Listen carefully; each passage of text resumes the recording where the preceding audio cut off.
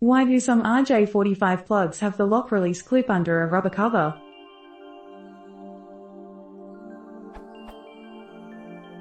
Some RJ45 plugs have an exposed lock release clip, like this.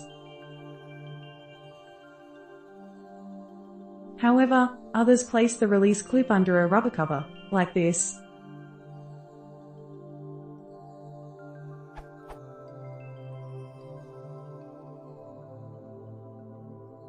I find that the rubber cover is almost never anything but a nuisance.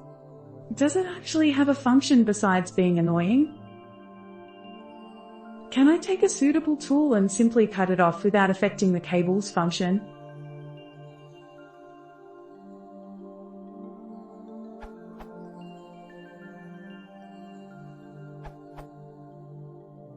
From my experience, those retention clips break off a lot on the first sort of cables. Those are fine for cables that are well protected and are going to be plugged in and forgotten, but the moment those clips bend the wrong way, they break, and you end up with a cable that doesn't clip in place.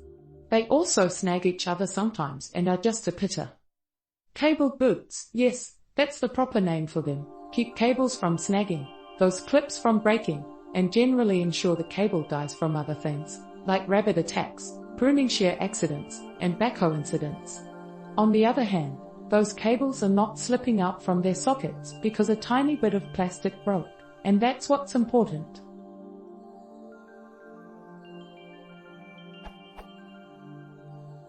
Feel free to remove them, or get cables without them, but I personally find them pretty useful, and cables with them tend to be better made in many cases. They have no major structural or electrical purpose.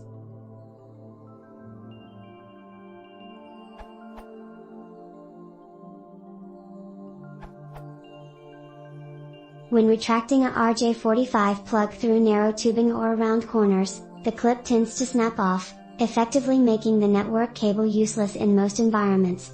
The rubber dome, most commonly referred to as a cable boot, nearly always prevents that from happening. You wouldn't know how many network cables I've seen with broken off clips.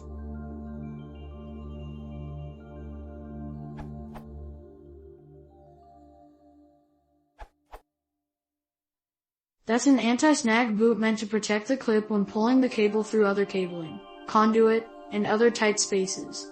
You can carefully clip it off if you don't care about the anti-snag capability. There are some other anti-snag styles that can work better in tight locations.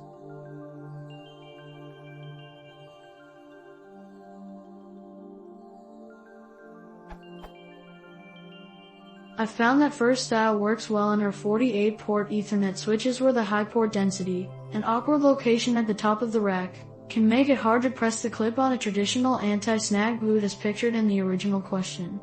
However, since the clip is not fully enclosed, it's not completely immune to snagging, but in practice it's a good compromise between performance and usability.